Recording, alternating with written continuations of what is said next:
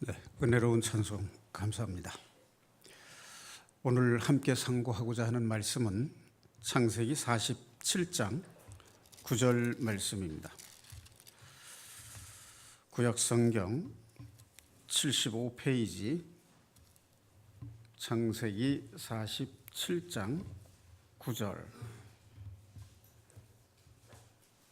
찾으셨으면 다 함께 봉독하겠습니다.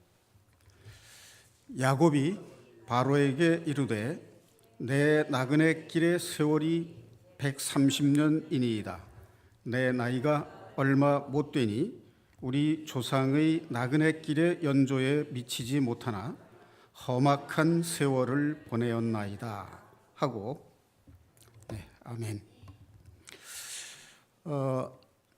창세기에 나오는 중요 인물 가운데 아브라함과 이삭과 야곱, 이 세 사람을 가리켜서 하나님은 아브라함의 하나님, 이삭의 하나님, 야곱의 하나님 이렇게 말씀을 하셨습니다.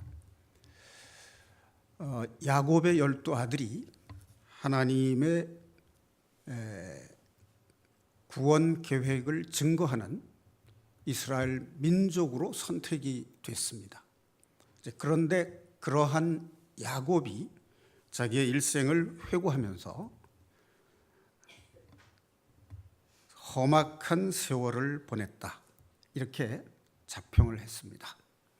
자, 그러면 야곱의 일생이 왜 험악한 세월이었을까 하는 것을 한번 생각해 보면서 야곱의 일생을 통한 하나님의 구원 계획이 오늘을 사는 현대의 그리스도인들의 삶에는 어떤 의미가 있는지 한번 상고해 보고자 합니다.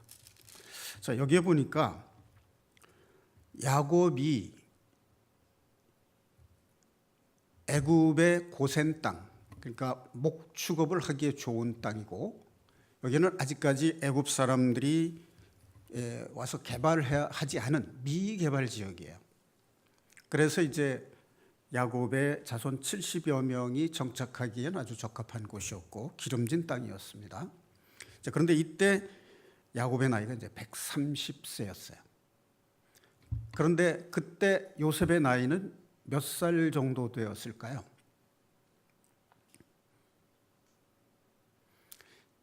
요셉이 총리가 된 나이가 30세예요. 그리고 이제 바로에게 꿈 해몽을 이제 해서 그 총리가 됐잖아요. 이제 꿈 해몽을 해서 총리가 됐다 그러면은 그 안에 담겨 있는 내용이 이제 생략된 겁니다. 그래서 그를 신뢰하고 그에게 나라의 살림을 맡기고 총리가 됐다. 그렇게 간략하게 설명한다면 이제 그렇습니다. 그런데 총리가 된 게 30세고 앞에 7년 동안은 풍년이 들고 뒤에 7년은 흉년이 든다라고 예언을 했잖아요. 그런데 이제 기근이 든 지 2년째 식량을 구하러 요셉의 형제들이 애굽으로 내려오게 됩니다. 그러면 이제 요셉의 나이가 39세가 됐다는 얘기입니다. 자, 그러면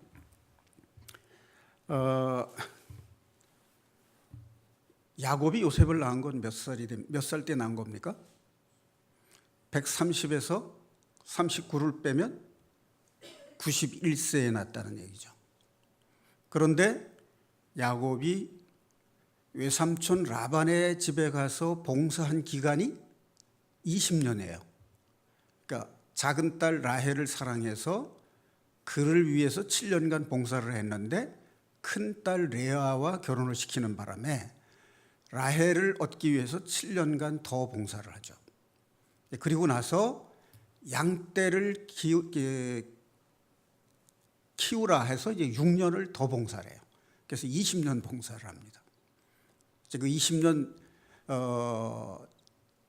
그 야곱이 본 고향으로 돌아오기 직전에 요셉을 낳게 되죠. 그래서 이제 91세에 낳는데 20년 전으로 돌아간다면 야곱이 라반 집으로 외삼촌 집으로 도망한 것은 71세가 되는 거죠. 대충 나이가 이제 그렇습니다. 그런데 요셉이 애굽에 팔려간 나이가 17세예요. 어쩌면 다윗이 기름 부음을 받은 나이가 17세로 돼 있죠. 그리고 총리가 된 게 이제 13년 후 이렇게 되고, 다윗이 또 유다의 왕이 된 것이 30세죠. 그래서 유사한 숫자가 통하는 그런 개념이 되는데, 이 17년 동안 요셉은 이제 아버지 야곱과 함께 살다가 이제 팔려갔고, 형들에 의해서 사나운 짐승에게 찢겨 죽었다라고 이제 이렇게 해서 이제 절망을 하죠. 그런데 야곱이 애굽 땅, 고센 땅에 와서 살게 된 게 이제 130세인데, 야곱이 사망한 나이가 147세예요. 그러니까 야곱은 요셉이 총리가 된 요셉을 애굽에서 만나서 요셉과 17년을 또 함께 살다 죽었다는 얘기가 됩니다.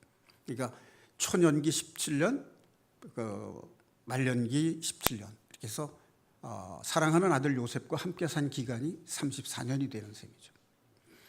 자, 그런데 이제 46장에 보면 거기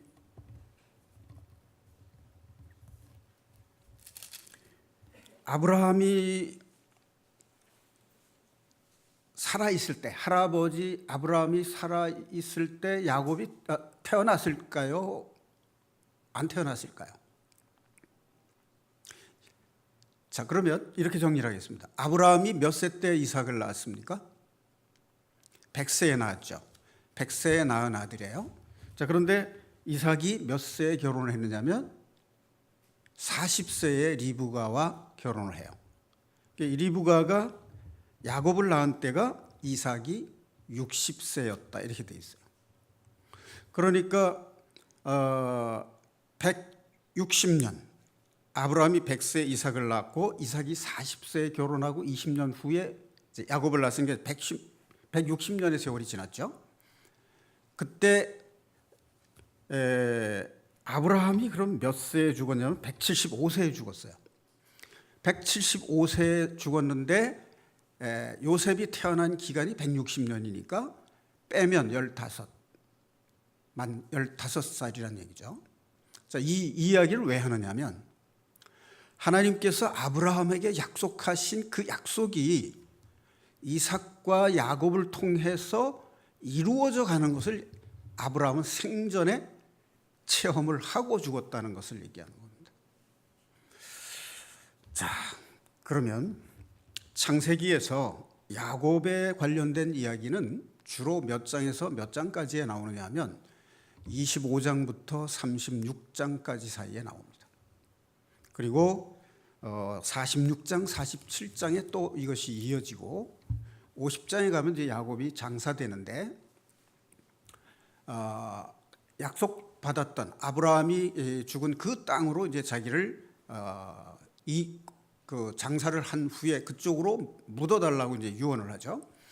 그러니까 야곱의 생애에 대한 이야기가 창세기 25장부터 50장까지 있고 그 사이에 37장부터 50장까지의 요셉의 이야기가 들어가 있어요. 그 다음에 이제 37장과 39장 사이에는 유다 이야기가 들어갑니다. 그 유다의 이야기 중에서 이제 다말과 사이에 이제 자손을 낳는 사탄의 그 방해로 약속하신 자손이 대가 끊기게 될 위험에서 비상수단적인 방법으로 며느리를 통해서 자손을 계보를 이어가는 내용이 38장에 기록되어 있습니다. 유다와 요셉이 장자권을 나누어 가져요. 그래서 이제 요셉의 두 아들 에브라임과 므낫세에게 장자에게는 유산을 기업을 2배로 주죠. 그래서 요셉의 두 아들에게 한 몫씩 2배로 요셉을 축복하는 것이 이제 장자권 나눠 갖는 거고, 유다에게는 기업은 장자권의 기업은 주지 않지만 계보를 잇게 되는 즉 유다의 혈통을 통해서 메시아 그리스도가 탄생하게 되는 그런 역사가 이어지게 됩니다. 자, 그러면 25장부터 시작되는 야곱의 이야기를 좀 살펴보도록 하겠습니다. 왜 야곱의 생애가 험악한 세월이었나, 험난한 세월이었는가 하는 것을 한번 생각해 보겠습니다. 자, 창세기 25장 22절, 23절 보겠습니다. 자, 조금 전에 얘기했던 것을 이제 확인하기 위해서 25장 7절을 한번 볼게요. 거기 보니까 아브라함의 향년이 175세라 이렇게 돼 있죠. 네. 그래서 이제 그 나이를 따져 보니까 그렇게 돼 있고, 또 20절에 보면 이삭은 40세에 리브가를 맞이하여 아내를 삼았으니 이렇게 돼 있고, 그다음에 26절 끝절에 보면 리브가가 그들을 낳을 때, 에서와 야곱을 낳을 때 이삭이 60세였더라 이렇게 되어 있습니다. 자, 그럼 이제 22절, 23절을 한번 보겠습니다. 리브가가 임신을 했는데 그 아들들이 그의 태 속에서 서로 싸우는지라. 그가 이르되 이럴 경우에는 내가 어찌할꼬 하고 가서 여호와께 묻자온대 여호와께서 그에게 이르시되 두 국민이 네 태 중에 있구나. 두 민족이 네 복 중에서부터 나누이리라. 이 족속이 저 족속보다 강하겠고 큰 자가 어린 자를 섬기리라 하셨더라. 여기 보면 하나님이 복중에 있는 에서와 야곱의 생애를 예언한 내용이 나오죠. 여기 보면 에서가 야곱을 섬기겠다라고 예언을 하셨어요. 자, 그런데 25절 보면 먼저 나온 자는 붉고 전신이 털옷 같아서 이름을 에서라 하였고, 후에 나온 아우는 손으로 에서의 발꿈치를 잡았으므로 그 이름을 야곱이라 하였으며, 리브가가 그들을 낳을 때 이삭이 60세였더라 이렇게 됐습니다. 자, 야곱이라는 이름이 어떤 의미를 가지고 있느냐면 그 줄을 보면 발꿈치를 잡았다는 뜻 이렇게 돼 있어요. 그런데 성경학자들이 그 먼저 나온 쌍둥이 형인 에서의 발꿈치를 잡았다는 것을 어떻게 이해를 하느냐. 이게 이제 생리학적으로 보면 쌍둥이 늦게 나온 아이가 먼저 나온 아이의 발뒤꿈치를 붙잡는다는 것은 불가능한 일이라고 합니다. 이제 그렇게 붙잡은 것처럼 보였다. 이렇게 이제 그 생리학적으로 이제 그렇게 설명을 합니다. 그런데 이것은 상징적이고 예언적인 의미가 있습니다. 그러니까 발꿈치를 붙잡았다 하는 것은 에서의 것을 갖고 싶어하는 그러한 욕구가 표현된 것으로 보이는 거죠. 그것이 이 창세기 내용에 또 뒤에 이어지는 내용에 나옵니다. 자, 그 다음에 27절 한번 보겠습니다. 그 아이들이 장성함에 에서는 익숙한 사냥꾼이었으므로 들 사람이 되고 야곱은 조용한 사람이었으므로 장막에 거주하니 이렇게 돼 있어요. 자, 그러면 이제 요셉에 붙여진 이제 이름에 붙여진 뜻이, 첫째는 발 뒤꿈치를 잡았다. 남의 발 뒤꿈치를 잡았다. 남의 것을 빼앗으려고 하는 자다. 이제 그런 의미가 있는 거죠. 자, 그다음에 27장 한번 보겠습니다. 27장 35, 36절. 여기 보면 이제 야곱이 어떤 사람인가 하는 것에 대한 표현이 나옵니다.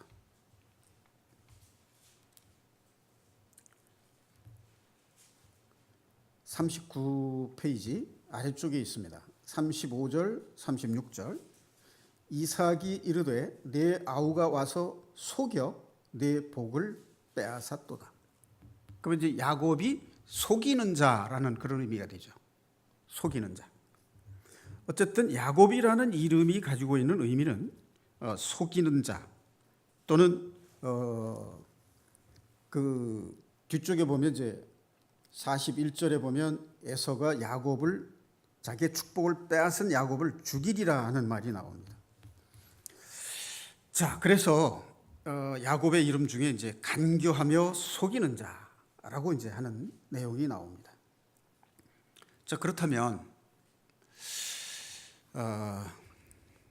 내가 어렸을 때 들은 어떤 목사님의 설교가 이제 기억이 나는데, 야곱은 한마디로 바람직하지 못한 인품을 가진 나쁜 놈이다. 그러니까 그 부모가 교육을 잘못시켰다, 이렇게 설명하는 걸 들었는데, 그렇다면 제가 이제 의문이 됐던 게, 그 뒤에 보면 야곱의 이름이 이제 이스라엘이라는 이름으로 하나님이 바꿔주시잖아요. 그 나쁜 놈인데, 그렇게 나쁜 놈인데 왜 야곱을 이스라엘이라는 이름을 주어서 축복을 해주셨는가? 그러니까 이스라엘은 하나님과 겨루어서 이김, 그런 뜻이죠.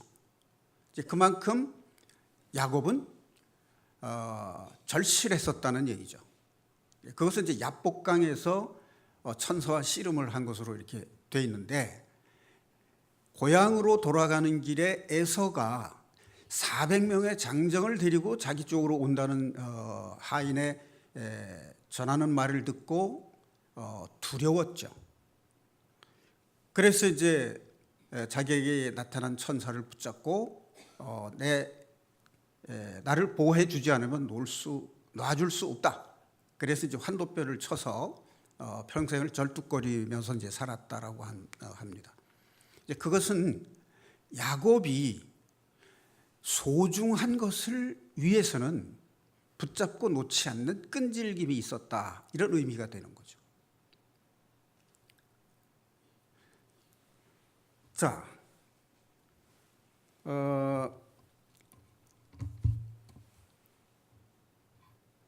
25장 27절에 나오는 말씀, 다시 앞으로 석 장을 넘기면 25장 27절. 자, 거기서 에서는 사냥꾼이고 들사람이었는데 야곱은 조용한 사람이고 장막에 거주했다. 이 의미는 어떤 의미일까요? 여기 보면 에서는 아주 남자답죠. 그리고 야곱은 조용한 사람이라고 돼 있고, 팥죽 한 그릇에 장자권을 이제 팔라고 할 정도로 뭐 좀 야비하고 속이는 그런 사람이 아니냐, 이제 이렇게 생각하기가 쉽습니다. 자, 조용한 사람이라는 것은 사려 깊은, 경건한 그런 의미를 가지고 있어요. 그 다음에 장막에 거주했다. 들사람과 장막에 거주했다는 게 이제 비교되잖아요. 그럼 장막에 거주했다는 것은 뭘 의미하느냐? 아브라함이 평생 장막에서 살았다고 되어 있어요. 그것은 이 세상에 소망을 두는 것이 아니라 하늘의 소망을 뒀기 때문에 장막에 거한다는 것을 의미하는 겁니다. 그러니까 에서는 세상 것과 사람에 대해서 관심이 있었는데 비해서 야곱은 장자권에 눈독을 들일 만큼 하나님의 약속이 소중한다는 것을 이해했고 믿었던 사람이라는 점에서 차이가 있습니다. 히브리서 12장 16절에 보면 이 에서를 이 히브리서 기자가 뭐라고 표현하냐면 망령되고 어리석은 자라고 표현을 합니다. 그러니까 영적으로 가장 값진 장자권을 팥죽 한 그릇에 아주 값싸게 팔아먹은 망령되고 어리석은 자라고 표현을 했어요. 여기에 이제 대조되는 의미가 이제 야곱의 조용한 사람이고 장막에 거주했다라고 하는 그런 의미가 있고, 장자권을 팥죽 한 그릇에 사고 또 에서처럼 자기를 속여서 장자권의 축복을 받게 됩니다. 자, 이것은 야곱이 하나님의 약속을 믿었고 하늘에 대한 소망이 충만했던 사람이라는 것을 입증하는 말입니다. 자, 그렇다면 왜 리브가가 이러한 일을 꾸몄을까 하는 거죠. 분명히 25장 23절에 보면 복중에 두 아이가 있는데 이것이 두 민족을 이루겠다. 그리고 큰 자가 작은 자를 섬길 거다. 이렇게 하나님이 예언을 하고 약속을 주셨는데 왜 이렇게 조급하게 기다리지 못하고 하나님의 약속을 믿고 기다리지 못하고 사람의 방법으로 그 장자권을 사고 장자권의 축복을 속여서 받게 됐는가 하는 거죠. 바로 이 점이 아까 47장 9절에서 읽은 평생을 나그네 길에 험악한 세월을 보냈다, 험난한 세월을 보냈다라는 원인과 이유가 되는 것입니다. 자, 우리가 이 세상을 살아갈 때 구원받은 사람으로서 축복된 일만 있고 복된 일만 있고 승승장구하고 잘 살 수 있다면 아무 의심 없이 하나님의 복을 받아서 잘 산다고 생각을 할 겁니다. 자, 그런데 하나님의 선택을 받고 민족의 구속사로 선택된 인간인 야곱이 왜 이렇게 평생 험난한 세월을 보냈는가 하는 거죠. 많은 사람들은 하나님께 선택을 받은 사람이라면 뭔가 남다른 복을 누리면서 살 것이다 이렇게 기대를 하죠.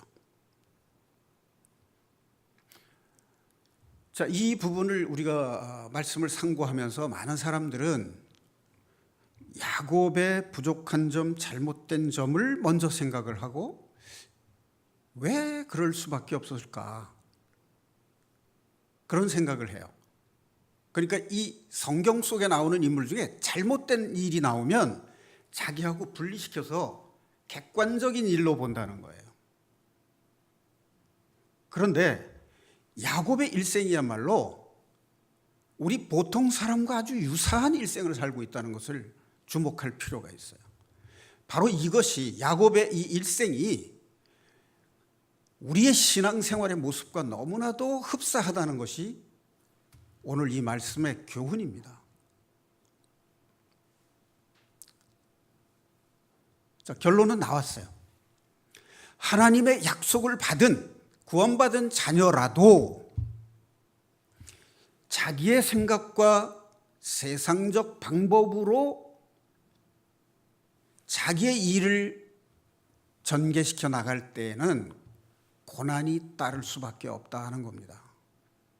이 말은 신앙생활을 하는 그리스도인, 하나님의 자녀가 된 사람들은 하나님의 약속을 믿고 하나님의 뜻에 따라서 그분의 방법으로 자신의 삶을 개척해 나가야 된다 하는 것을 이 야곱의 생애를 통해서 우리가 볼 수가 있습니다. 자, 야곱이 겪은 고난을 요약하면 크게 세 가지로 나눌 수 있습니다. 첫째는 에서로부터 장자권을 빼앗기 때문에 겪는 고통입니다. 좀 전에 읽었습니다마는 에서가 야곱을 죽이겠다라고 벼르고 있었어요. 그 이야기를 마침 리브가가 들어서 자기의 오라버니인 라반의 집으로 보내게 되죠. 그래서 이제 고향 집을 떠나서 나그네 생활을 하게 되고 결국 고향으로 돌아올 때까지 그가 겪은 고난이 그의 평생을 지배하고 있었다는 얘기입니다. 자, 두 번째 고난은 라반 집에서 겪은 일이에요. 외삼촌이 보통 교활한 사람이 아니에요. 좀 전에도 소개해드렸습니다마는 사랑하는 라헬을 얻기 위해서 7년 동안 봉사했는데 언니인 레아와 결혼을 시킴으로써 7년을 더 봉사하게 되고, 그래서 이제 사랑하는 라헬을 아내로 맞아서 결혼을 했는데 이제 좀 독립을 시켜줬으면 좋겠는데 재산이 없고 먹고 살 길이 없으니까 외삼촌이 내 양을 치면 먹고 살게 해주겠다, 그렇게 약속을 했어요. 그랬는데 이 라반이 얼마만큼 교활한 사람이냐면 야곱에게 약속한 품삯을 주지 않고 요리 핑계 조리 핑계 대면서 10번씩이나 바꿨다라고 돼 있어요. 자, 그 부분을 한번 찾아보도록 하겠습니다. 그 전에 이런 말씀을 하나 드리고 싶네요. 에서는 잘났어요. 남자답게 잘생겼어요. 잘났어요. 자, 그러나 야곱은 남자답지 못했고 좀 속여서 축복권을 빼앗은 그런 사람입니다. 자, 이렇게 단순 비교를 하면 야곱은 나쁜 놈이고 에서는 참 어리석게도 축복권을 뺏겼다, 이제 이렇게 볼 수 있는데, 이것을 성경적으로 영적으로 보게 되면 어떤 의미가 될까 하는 거죠. 자, 예수님이 의인을 부르러 오셨나요? 죄인을 부르러 오셨나요? 죄인을 부르러 오셨다고 돼 있죠. 자, 그럼 이제 두 번째 질문입니다. 건강한 자에게 의원이 필요한가요? 병자에게 의원이 필요한가요? 네, 병자에게 의원이 필요합니다. 자, 그럼 세 번째 질문입니다. 자신이 잘났다라고 생각하는 사람이 하나님께 복을 받을까요? 아니면 자신이 부족함을 인정하고 하나님께 의지하는 자가 복을 누리게 될까요? 네. 그 바리새인과 세리의 기도 비유를 보면 아주 분명하게 나타납니다. 그러니까 참으로 구원받은 사람으로서 양심적인 사람은 자신의 부족함을 느낄 수밖에 없어요. 부족함을 느낀다, 자신이 연약함을 느낀다는 그 말은 하나님의 능력에 의지하는 믿음을 갖는다는 그런 뜻이 되죠. 그래서 하나님이 야곱을 선택하시는 거예요. 하나님 없이 하나님이 약속한 것이 중요하다고 생각하지 않고 세상 것을 자랑으로 여기고 세상 것을 추구하는 그러한 마음을 가진 에서는 버렸다는 뜻입니다. 로마서에서도 보면 바울 사도가 야곱은 사랑하였지만 에서는 미워하였다, 이렇게 표현을 했어요. 자, 그 점을 참고해 보시기 바랍니다.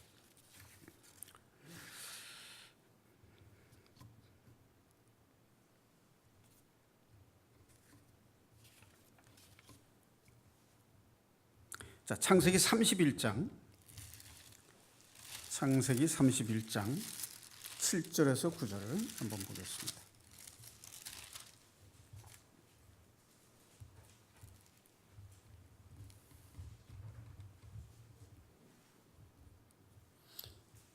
구약성경 46페이지입니다. 7절, 31장 7절 찾으셨으면 함께 봉독하시겠습니다.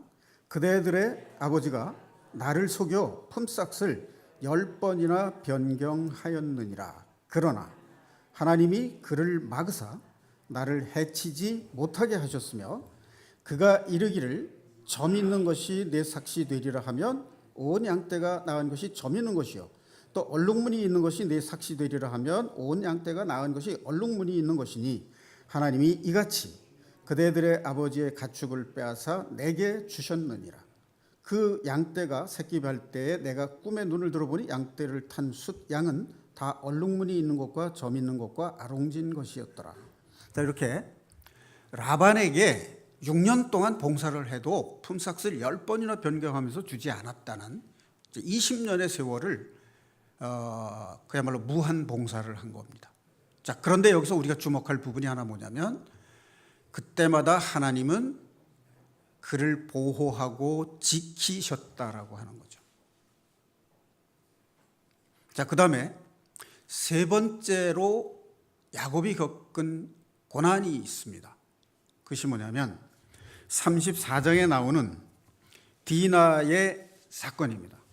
자, 창세기 34장 한번 보겠습니다.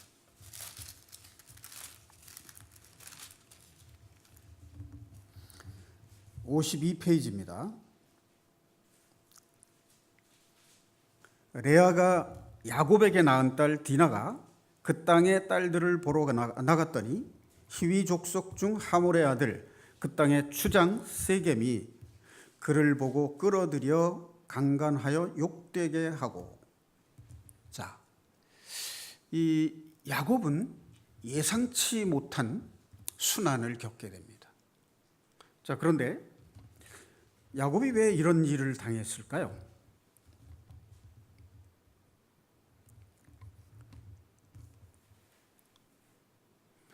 야곱이 에서의 죽음의 위협으로부터 피해서 라반 집으로 갈 때 베델이라는 곳에서 돌베개를 베고 잠을 자다가 꿈을 꿨어요.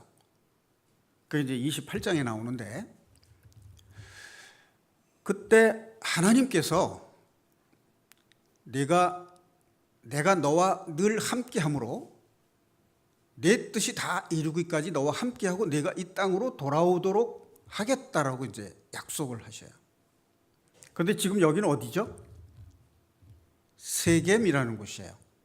그러니까 라반에게서 이제 그 얼룩진 거, 양, 점 있는 거, 이런 것들을 아롱진 거 이런 거를 다 이제 가지고 야반 도주를 해요. 도망을 옵니다. 이제 물론 그때 라반이 이제 하인들을 데리고 추적을 해 오는데 하나님이 꿈에 나타나셔서 라반에게 야곱을 건드리지 못하게 하십니다.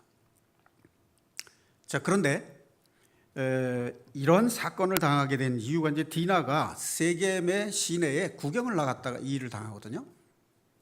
이게 세겜이라는 것은 도시 문명, 요새로 말하면 세상적 문화가 발달된 곳이에요. 그러니까 하나님은 베델로 돌아오라 했는데 세겜에 머무른 거예요. 하나님의 말씀을 듣지 않은 겁니다. 여기에 야곱이 고난을 겪는 게 전부 다 하나님의 말씀에 순종하지 않음으로 인해서 이루어진 고난들이에요. 우리가 이 신앙생활 할 때 명심해야 될 부분이죠. 우리는 항상 하나님의 말씀에 순종하는 삶을 살아야 되겠다라고 마음을 먹는데 실제로 삶 속에서 자꾸만 내 생각대로 하다 보면 나도 모르게 하나님의 뜻을 따르지 않고 거역하게 되는 삶을 살게 되는 것을 경험하게 되죠. 자, 그래서 또 그로 인해서 또 사건이 생깁니다.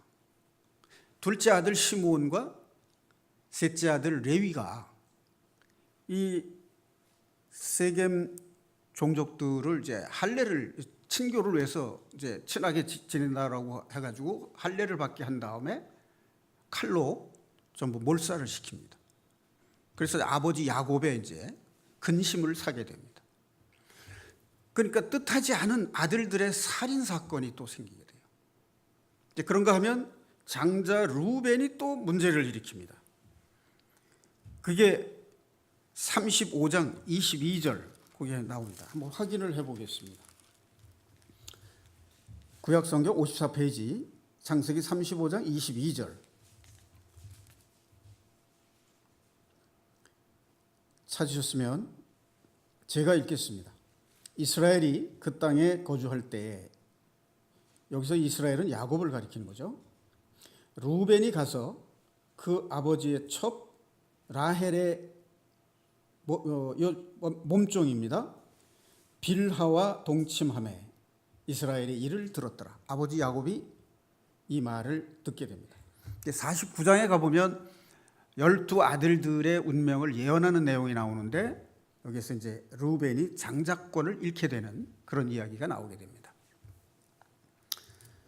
자, 그런데 야곱이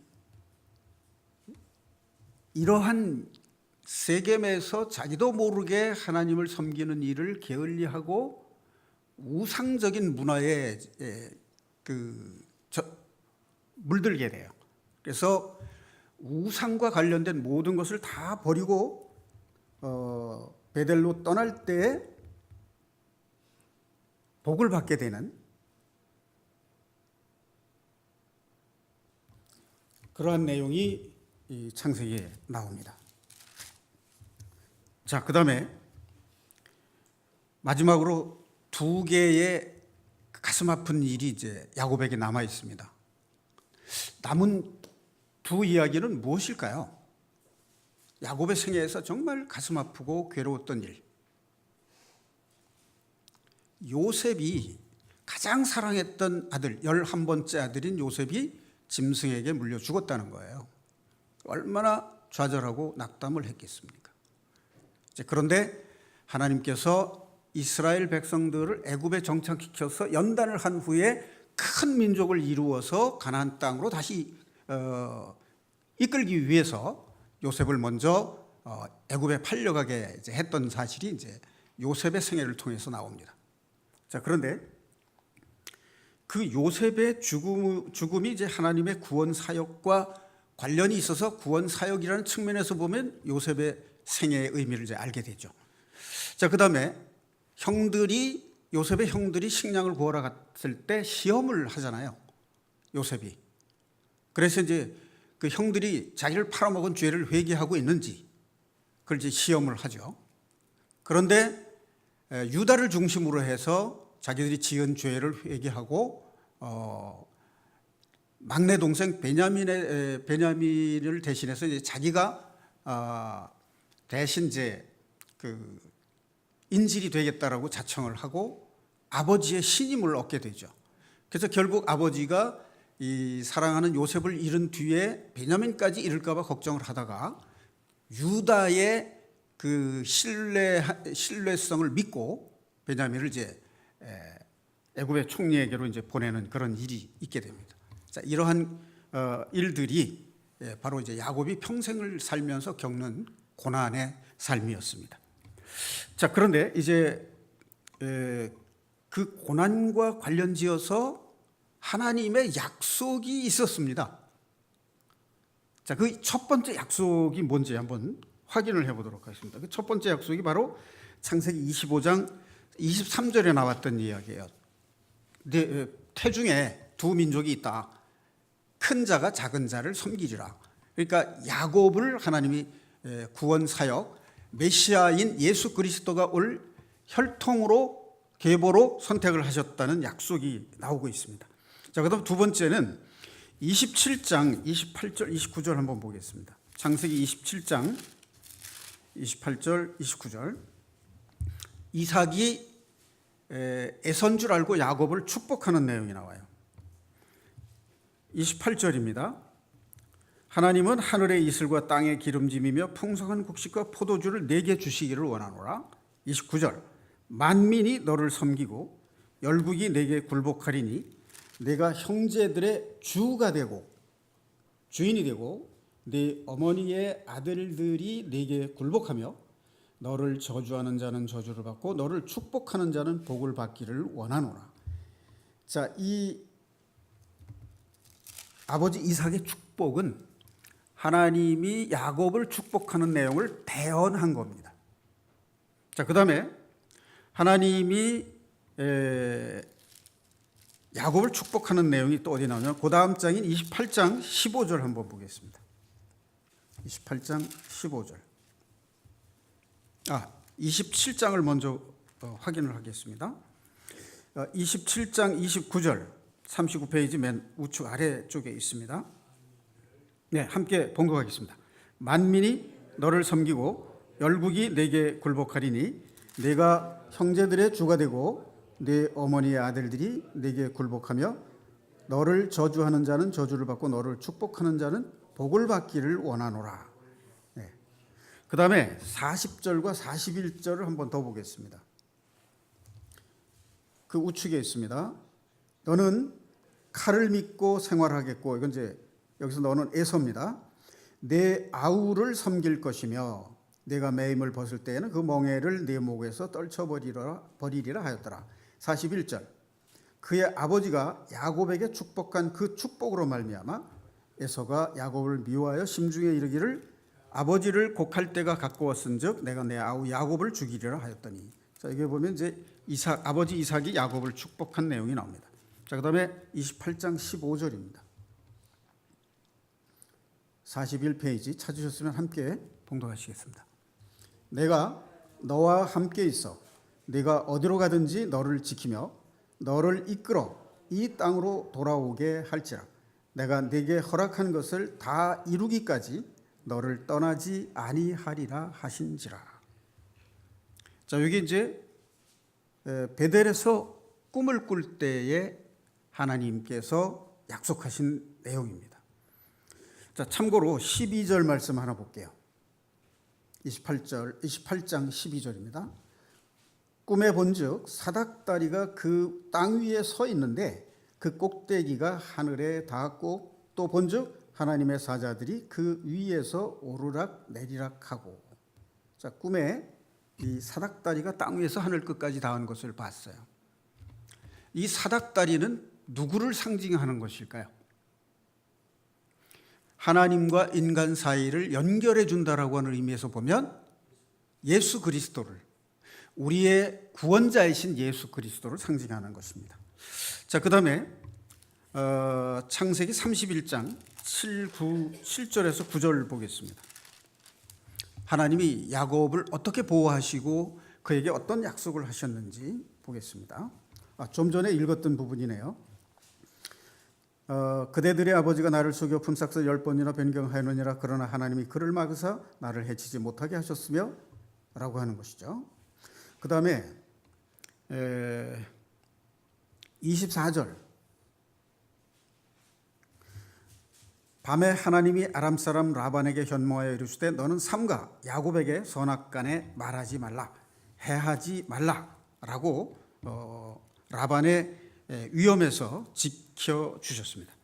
자, 그 다음에 31장 3절과 13절을 한번 보겠습니다. 46페이지입니다. 함께 봉독하시겠습니다. 33절, 31장 3절. 여호와께서 야곱에게 이르시되 내 조상의 땅 내 족속에게로 돌아가라. 내가 너와 함께 있으리라. 이 말은 에서의 위험에서 구해주시겠다 그런 얘기죠. 자, 13절입니다. 나는 베델의 하나님이라. 내가 거기서 기둥에 기름을 붓고 거기서 내게 서원하였으니 지금 일어나 이곳을 떠나서 내 출생지로 돌아가라 하셨느니라. 자, 여기도 하나님이 고향으로 돌아오게 할 것을 약속을 하시고 보호할 것을 또 약속을 하셨습니다. 자, 여기 베델이라는 말의 뜻은 하나님의 집이라는 뜻입니다. 하나님의 집을 두고 세겜으로 내려가서 세상 문화를 접하는 동안에 사랑하는 딸 디나가 강간을 당하는 사건을 범하게 되고 그로 인해서 아들 둘이 살인을 저지르는 그런 범죄를 보게 됩니다. 자, 그 다음에 창세기 32장 24절 보겠습니다. 50페이지입니다. 야곱은 홀로 남았더니 어떤 사람이 날이 새도록 야곱과 씨름하다가 자기가 야곱을 이기지 못함을 보고 그가 야곱의 허벅지 관절을 치매 야곱이 허벅지 관절이 그 사람과 씨름할 때에 어긋났더라. 26절, 그가 이르되 날이 세려하니 나로 가게 하라. 야곱이 이르되 당신이 내게 축복하지 아니하면 가게 하지 아니하겠나이다. 28절, 그가 이르되 내 이름을 다시는 야곱이라 부를 것이 아니요 이스라엘이라 부를 것이니 이는 내가 하나님과 및 사람들과 겨루어 이겼음이니라. 30절, 그러므로 야곱이 그곳 이름을 브니엘이라 하였으니 그가 이르기를 내가 하나님과 대면하여 보았으나 내 생명이 보존되었다 함이더라. 자, 하나님의 얼굴을 본 사람은 살아남지 못한다는 내용이 이제 출애굽기에 나옵니다. 그런데 여기에 보니까 하나님이 야곱을 대면하여 주셨어요. 그래서 브니엘이라는 말이 바로 내가 하나님과 대면하여 보았다, 이제 그런 뜻이 됩니다. 자, 이 얼굴을 본다는 게 어떤 의미가 있을까요? 자, 어떤 한 가정에 아들, 딸들이 있다고 가정해 봅시다. 또는 유치원에 유치원 선생님이 있다고 가정해 봐요. 거기에 한 대여섯 명의 어린이가 있는데 선생님이 자주 얼굴을 마주보고 눈동자를 맞추는 그 아이는 어떻겠어요? 기분이. 선생님이 나를 이렇게 관심을 가져주고 있구나. 그래서 굉장히 마음이 기쁘고 흐뭇하겠죠. 그런데 만약 선생님이 얼굴을 외면하고 자기를 못 본 척한다? 그러면 굉장히 서운하고 자기의 존재감이 없어지죠. 가정에서 부모님들에게도 마찬가지예요. 그렇다면 하나님을 믿는 그리스도인이 하나님의 얼굴을 본다는 게 어떤 의미인가 하는 거죠. 짐작이 가시죠. 하나님이 나를 외면하신다면 내가 얼마나 힘들고 외롭고 괴롭겠어요. 그럼 이제 우리가 어떻게 하나님의 얼굴을 대면하여 볼 것인가 하는 것이 이 야곱의 성품과 야곱의 생애 속에서 우리가 배울 수가 있다는 것입니다. 그리고 아침마다 묵상글을 보면 다윗의 그 생애를 노래한 시편 중에서 많이 배울 수가 있습니다. 다윗은 환난과 고통을 겪을 때 하나님께 불평하고 원망하고 도망간 것이 아니라 오히려 하나님께 매달렸어요. 그래서 그분의 신실하심과 그분의 약속을 믿고 이미 자기 기도가 응답되었음을 믿고 확신함으로써 하나님께 감사하고 찬양을 드리는 그런 믿음을 가진 것을 볼 수 있습니다. 하나님은 어떤 사람을 기뻐하느냐? 하나님을 의지하는 자. 그럼 하나님을 의지하는 사람은 어떤 사람이냐? 자신이 부족하고 연약한 사람이라는 것을 인정하는 자예요. 자기가 자기 능력으로 무엇이든지 다 할 수 있고 이 세상 살아가는데 부족함이 없다 그러면 하나님을 의지하고 하나님께 기대하지 않게 되죠. 그런데 자기의 부족함을 인정한다는 게 이게 예수님께서 구원해 주시는 요인이 되고 그런 사람을 의인이라 했고 무슨 일이든지 자기 스스로 하려고 하지 않고 하나님의 능력에 의지해서 하려는 사람을 온전한 사람이라고 그랬어요. 그러니까 온전한 의인이라는 말은 하나님을 믿고 예수 그리스도를 믿음으로써 구원을 얻은 신자로서 하나님의 능력을 믿고 그분의 능력에 의지하는 믿음을 가진 자, 하나님은 그런 사람을 복을 주시는 것이다 하는 것이 신앙생활의 원리입니다. 자, 그래서 야곱의 일생은 영과 육의 갈등을 보여주는 우리들의 삶의 모습과 아주 닮아 있다라고 하는 것을 알 수 있습니다. 그리고 옛사람의 습성과 새 생명의 갈등 관계를 그 안에서 볼 수 있다는 것이고요. 그리고 야곱이 자기의 뜻대로 했을 때 고난을 겪었고 하나님의 약속하신 말씀을 믿고 따랐을 때, 순종했을 때 그 약속이 그를 통해서 이루어지는 것을 우리가 볼 수가 있습니다. 자, 야곱의 고난과 시련은 구원받은 성도가 이 땅에서 세상을 살 때 혼이 거듭나는 구원 과정을 보여주는 것이다. 그러니까 하나님의 뜻대로 산다고 하면서 자기도 모르게 자기의 생각대로 하게 되면 고난을 겪는데 그것을 깨닫고 돌이켜서 하나님의 뜻에 순종하는 삶을 살 때, 하나님의 약속을 믿고 순종하는 삶을 살 때 하나님이 예비하신 복을 누리는 그 과정이 바로 혼의 구원의 과정을 이루어가는 길이다 하는 거죠. 자, 이 땅의 여호수아는 가나안 땅으로 이스라엘 민족을 인도했죠. 그러면 하늘의 여호수아는 누굴까요? 하늘의 여호수아는 예수 그리스도이십니다. 그러니까 우리를 천국으로 인도하시는 분은 하늘의 여호수아이신 예수 그리스도시라 하는 거죠.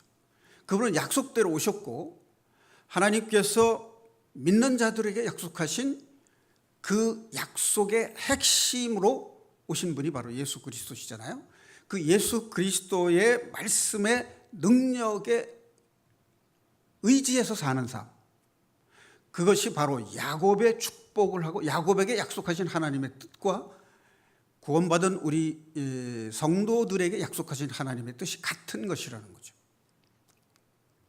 우리는 이제 하늘의 여호수아이신 예수 그리스도의 말씀을 내 양심의 생명의 양식으로 받아들여서 어디에서 무엇을 하든지 예수님의 말씀의 능력으로 내가 살아가는 삶을 사는 것, 그것이 야곱이 고난을 통해서 축복을 얻은 그 삶과 같이 우리 삶을 하나님의 능력으로 살아가는, 하나님이 약속하신 복을 받는 신앙의 길이라고 하는 것을 우리 마음에 새겨서 우리가 세상을 살아갈 때에 말씀의 능력으로 더욱 힘있고 하나님의 복을 풍성하게 누리는 그러한 삶을 사시기를 예수님의 이름으로 축원드립니다. 기도하시겠습니다.